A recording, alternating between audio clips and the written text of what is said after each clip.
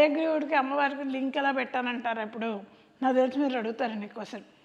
హయగ్రీవుడు Vishnumurthy. Hello అండి, నేను మీ Anupama from flavours of Anupama. నేను ఈ మధ్యకాలంలో చాలా పాయసాలు చేసినట్టున్నాను మీకు, కాకపోతే ఇవాళ కొత్త పాయసంతో తీసుకొస్తున్నాను. పాయసం అనగానే బియ్యం పాలు ఎన్ని పాయసాలు చేస్తారనుకుంటున్నారా?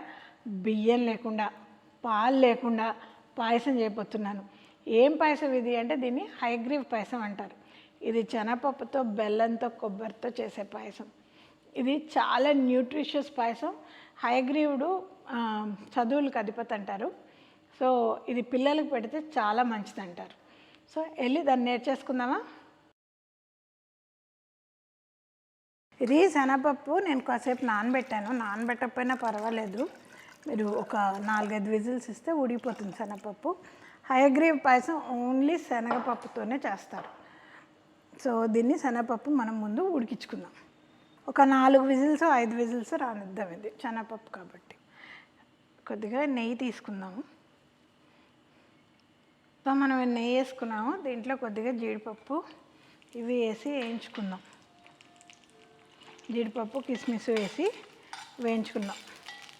పాయసం కదండి, ఇవి లేకుండా అలా ఇవి వేయిపోయాయండి. నేను చక్కగా చిన్న గిన్నెలోకి తీసి పక్కకు పెట్టుకుంటున్నాను. ఇది చక్కగా కొద్దిగా తురిమి చిత్తగొట్టిన బెల్లం అండి. దీంట్లోకి ఈ పప్పు ఉడకబెట్టిన నీళ్ళు పోద్దాం.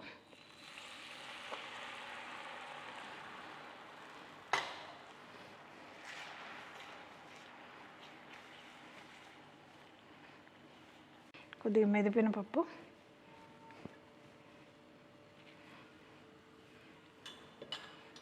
దీన్ని కొద్దిగా దగ్గరగా ఉడకనిద్దాం. ఇది హయగ్రీవుడికి ఇష్టమని హయగ్రీవ పాయసం అంటారు దీన్ని హయగ్రీవుడు అన్ని విద్యలకి ఆదిదేవత అంటారు.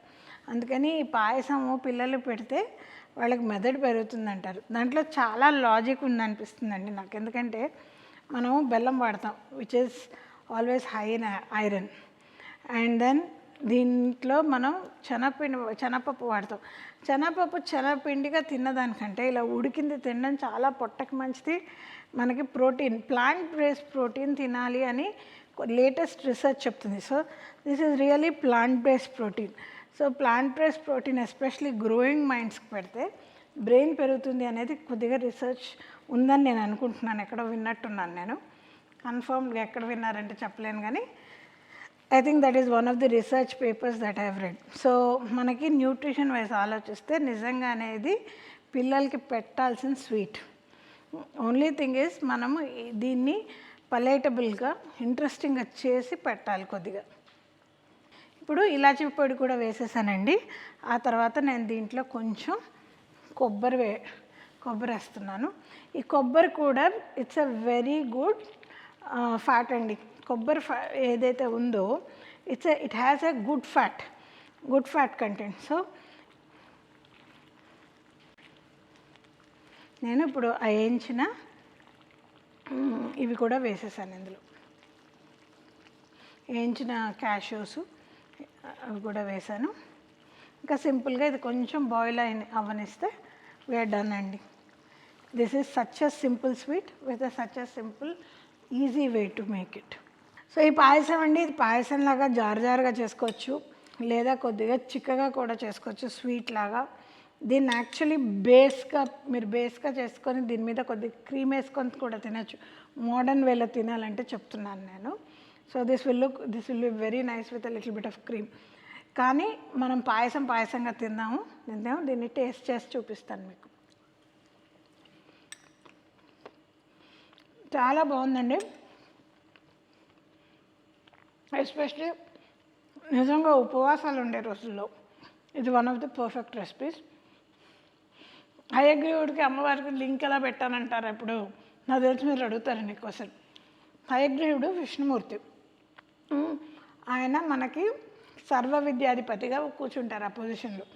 అప్పుడు అమ్మవారు శ్రీ విద్యే అల్టిమేట్ విద్య అంటారు. సో హయగ్రీవుడిని కోరుకోవాల్సింది మనం శ్రీ శ్రీ విద్య కోరుకునే వాళ్ళు మరి ఆయనకి నచ్చిన పాయసం పెట్టాలి కదా మనం, అందుకనే హయగ్రీవ పాయసం. ఈ వీడియో నచ్చుంటే తప్పకుండా లైక్ చేయండి, షేర్ చేయండి, కమెంట్స్ ఇవ్వండి నాకు చేసి ప్లీజ్. ఆ తర్వాత బెల్ ఐకన్స్ అస్సలు మర్చిపోవద్దు. Signing off your Anupama from flavours of Anupama.